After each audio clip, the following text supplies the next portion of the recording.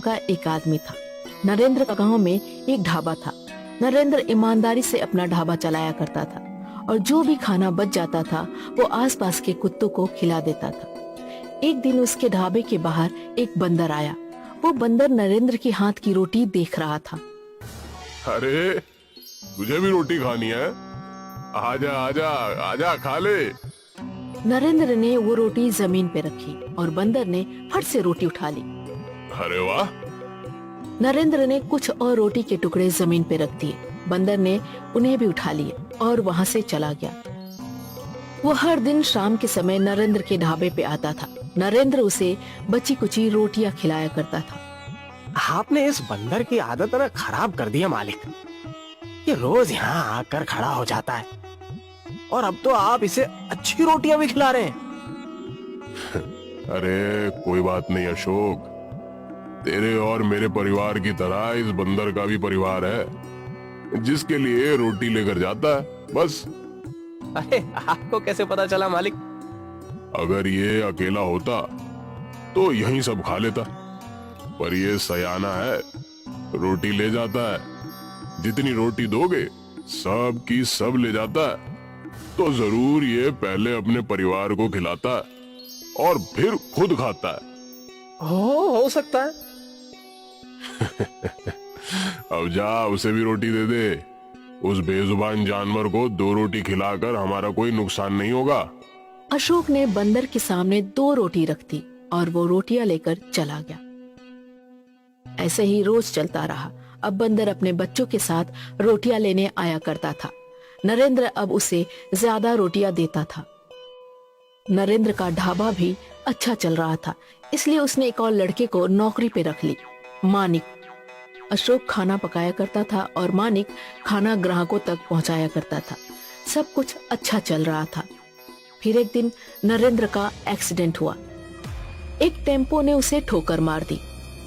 नरेंद्र का हॉस्पिटल में इलाज हुआ। उसकी जान तो बच गई, पर उसके पांव काम नहीं कर रहे थे। अब वो अपाहिज हो चुका था। नरेंद्र की पत्नी सुधा ने रो रो कर अपना बुरा हाल कर लिया था। पता नहीं भगवान को हमारे साथ क्या परेशानी थी जो हमारे साथ ये सब अनर्थ कर दिया।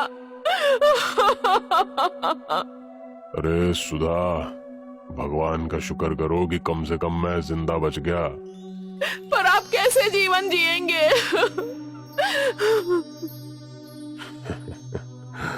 जैसे भगवान चाहेंगे वैसे जिएंगे। नरेंद्र हर बात में अच्छाई ढूंढ रहा था। भले ही उसका एक्सीडेंट हो गया, वो अपाहिज हो गया, पर फिर भी वो जिंदा था। वो इसी बात से खुश था। नरेंद्र के एक्सीडेंट के बाद ढाबा कई महीनों तक बंद रहा। नरेंद्र अपने घर पे ही रहता था। ऐसे कैसे चलेगा? मुझे वापस ढाबा शुरू करना ही पड़ेगा। पर अब आप ये सब अकेले कैसे करेंगे? अरे सुधा, मैं अकेला कहाँ हूँ, तुम हो ना मेरे साथ। हम दोनों मिलकर ढाबा खोल लेंगे वापस, क्यों? जी। नरेंद्र को कैसे भी करके अपनी परिस्थितियां बदलनी थी। अगली सुबह नरेंद्र और सुधा अपने ढाबे पे पहुंचे। ढाबा बहुत गंदा था। दोनों ने मिलकर साफ सफाई की। सुनिए, हमने ढाबे की सफाई तो कर दी, पर हम इसे चलाएंगे कैसे? देखो सुधा, मैं खाना पका लूंगा, तुम ग्राहकों तक पहुंचाना और टेबल वगैरह साफ कर लेना। अरे कुछ दिनों बाद जब थोड़े पैसे आ जाएंगे तब एक लड़के को काम पर रख लेंगे, और क्या। ठीक है जी। इसी सोच के साथ नरेंद्र ने वापस ढाबा स्टार्ट कर दिया।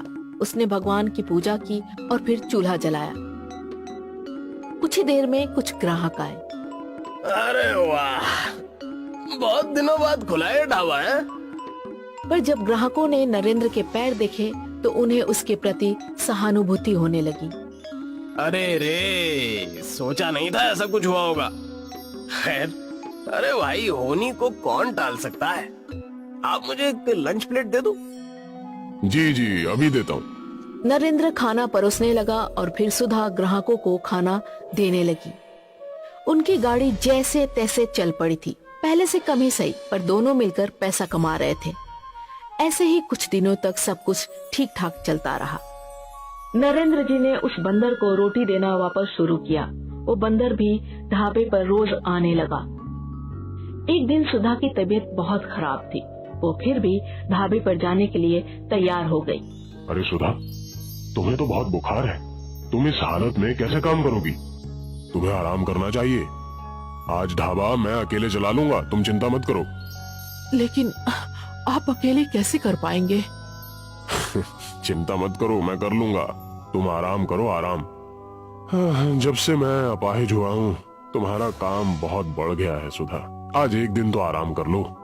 सुधा को आराम करना नहीं था, पर फिर भी नरेंद्र ने उसे घर पे आराम करने के लिए बोल दिया। नरेंद्र अकेले ढाबे पे गया। उसने ढाबा खोला। कुछ देर बाद ग्राहक आए। भाई दो चाय देना। जी जी जी, अभी लाया। नरेंद्र खुद ही चाय बना रहा था और खुद ही बैसाखी के सहारे ग्राहकों को चाय देने लगा। ऐसे ही वो लंगड़ा लंगड़ा कर खाना परोसने लगा। रोज वाला बंदर उसकी ये मजबूरी देख रहा था। पता नहीं बंदर ने क्या सोचा। वो ढाबे के भीतर गया और उसने नरेंद्र के हाथों से खाना ले लिया और खुद ग्राहक तक ले गया। नरेंद्र हैरान था। उसे समझ नहीं आ रहा था कि बंदर ऐसा क्यों कर रहा है। बंदर वहीं जमीन पे बैठ गया। कुछ देर बाद कुछ ग्राहक और आए। भाई 3 लंच प्लेट देना। जी जी, अभी लाया। नरेंद्र लंच प्लेट भरने लगा और उसके भरते ही बंदर ने वो थाली उठा ली और उसे संभाल कर ग्राहक के टेबल तक ले आया। फिर बंदर दूसरी थाली लेने आया और फिर तीसरी। सारे ग्राहक हैरान थे। अरे भाई ये तो सही है, पर आपके ढाबे पर बंदर काम करते हैं क्या? जी नहीं नहीं नहीं, बंदर काम नहीं करते। ये बंदर मेरी मदद कर रहा है। मैंने इसे रोटी खिलाई और ये बेचारा मेरी मदद के लिए काम कर रहा है। ओह अच्छा। पूरे दिन बंदर नरेंद्र के ढाबे में काम करता था। दोपहर को नरेंद्र ने बंदर को 3-4 रोटी दी। रोटी लेकर बंदर भागने लगा। शायद अब ये वापस नहीं आएगा। पर नरेंद्र हैरान हो गया जब कुछ देर बाद बंदर वापस लौटा। अब उसके साथ 2 बच्चे और उसकी पत्नी भी थी। बंदर ने बच्चों को पास वाले पेड़ पे छोड़ दिया और वो और उसकी पत्नी ढाबे के अंदर आके बैठ गए। और फिर जब भी ग्राहक का खाना बनता, बंदर और उसकी पत्नी दोनों ग्राहकों को खाना पहुंचाते और जूठे बर्तन भी वापस लाया करते थे। सुबह से शाम तक ये सिलसिला चलता रहा। शुक्रिया दोस्त। नरेंद्र ने बंदर के परिवार के लिए अच्छा खाना बनाया और बंदर और उसके बच्चों को खिलाया। उस दिन से रोज बंदर ढाबे पे खाना खाने